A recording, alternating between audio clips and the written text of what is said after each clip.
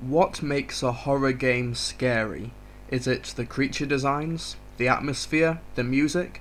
Well, while all of these things can contribute towards a game's fear factor, the most important aspect, to me at least, is who the player is controlling, or more specifically, what the player can't do. To some degree, I'm talking about the idea of the player-controlled character having to face overwhelming odds, but let's face it, that's the premise for 99% of all games ever. I'm talking about being put in a position where you have no control over what happens around you, and on that front, the free downloadable title Slender, brought to us from Parsec Productions, is one of the most effective games that I have ever played.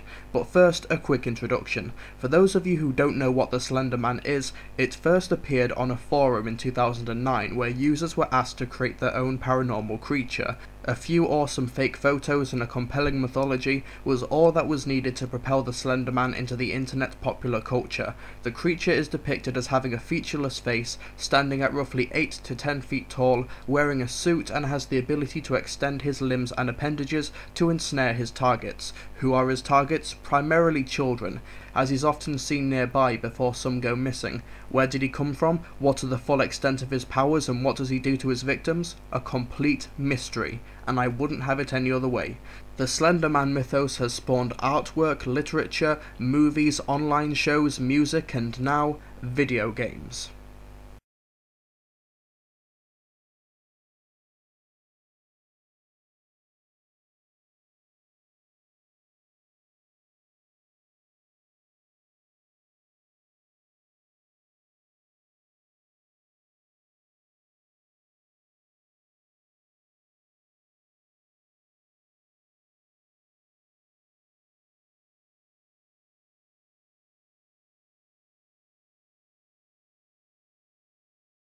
The premise of the game is incredibly simple. You play as an unknown person, although some online reviews have determined that the character is a she somehow, and this person has climbed over a tall wire fence into a closed-off area of a forest. That's literally all the story you're going to get. In this fenced-off location are 10 unique landmarks, and on 8 of these landmarks are sheets of paper with cryptic warnings on them, but as you search for them, the Slender Man is searching for you, and if he reaches you, it's game over. The object of the game is to collect all 8 pages, but for every page you collect, the Slender Man's pursuit becomes more and more aggressive. You have no means of fighting him off, and the only tool on hand is a torch, but it has a limited battery, so you can't keep it on for too long. You also have a sprint function, but you can't rely on it too much, otherwise you'll run out of stamina and you're just a slow target for the Slender Man. Now the game gets the basic fundamentals of horror right. It's dark, you're alone, and you have no means of escape. You don't even have a map of the area. The aesthetics of the game, while not impressive from a technical aspect, are absolutely perfect for the game. Textures are constantly repeated, and so are the tree models, but that just makes the map even more disorientating. It's incredibly easy to get lost among the trees, and even sticking to the dirt roads isn't a surefire strategy. The lighting is also impressive, and in some of the environments there's a bit of attention to detail that adds to the haunting atmosphere. The Slender Man himself is also a spectacular visual design in the game. His white shirt and blank face contrasts perfectly with the dank backgrounds, meaning that if he's behind you, you will see him, and with the torchlight reflecting off objects and trees, you're not even sure if you did see him nearby. All of this adds to the feeling of uncertainty. You can't even trust your sights. The worst location of the game by far is the bathrooms. It's like a maze in there, and there are 4 possible places that the piece of paper can be in, if it's in there at all. Because of its narrow corridors and its sharp corners, it is easily the worst place to be trapped in with the Slender Man. Okay.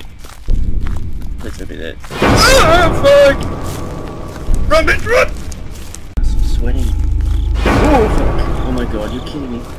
I'm gonna edge out a little bit. Ah, fuck! And the sound design, oh my god, the sound design. See, Slender Man doesn't start chasing you until you've picked up the first page, but as soon as you do,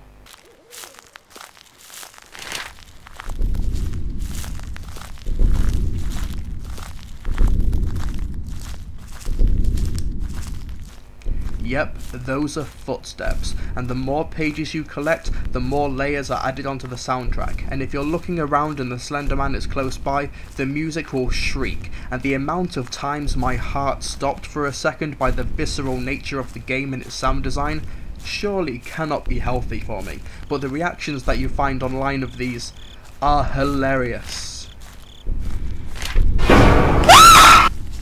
Don't be behind me! Ah! Fuck! I don't like you!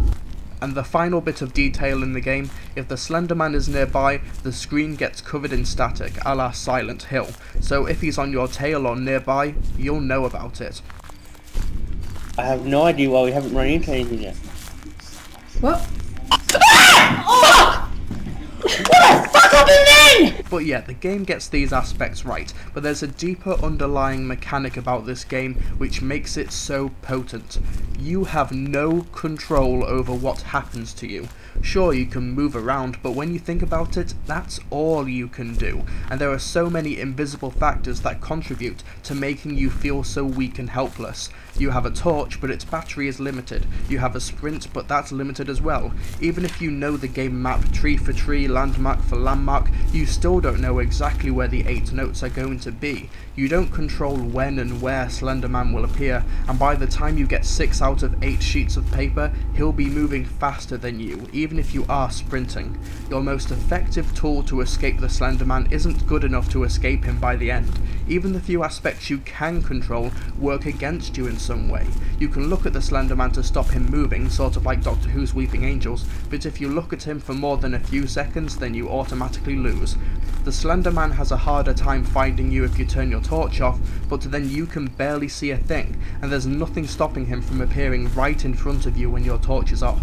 How this differs from most horror games is the fact that you can literally do nothing to escape the Slender Man. Sure, if you're surrounded by monsters in Dead Space or Resident Evil, you can fight back in some way. Even if you don't have any ammo, you can still use a melee attack or something. But here, there's nothing. I know that watching gameplay footage may not scare people, but trust me, before you dismiss Slender Man, you need to give it a go. Don't be one of those ignorant people who are like, yeah, this game is gay, it doesn't look scary, you big dumbo, before you've even played it. If you don't find it scary after you've played it, then that's fine, but you have to experience it first before you can comment on it. Personally, I've not been able to get past the first 6 notes, and even if I'm too scared to keep playing, I won't want to stop. I think my favourite emotion from playing this game is when I'm walking down the dirt road and I want to turn around. I gain nothing from turning around. If I turn around and he's there, I still can't do anything about it, but I just have to know.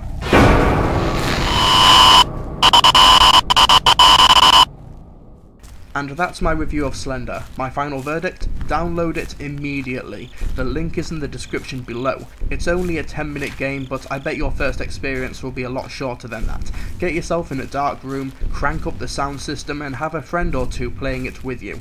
That's the perfect environment for Slender. You have nothing to lose since the game is free. Well, you may have to throw out your underwear when you're done, but that's about it. That's all from me and wait, what was that noise? Just hold on a minute.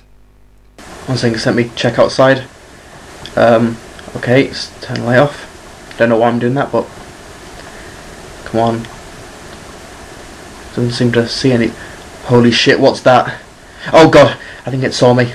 Just let me go. I have no idea what that was. So let me see if it's around here. No. Oh shit!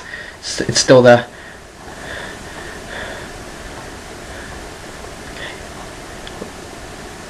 Maybe it's... God. Okay. I don't know if it's seen me, but it's going around the house.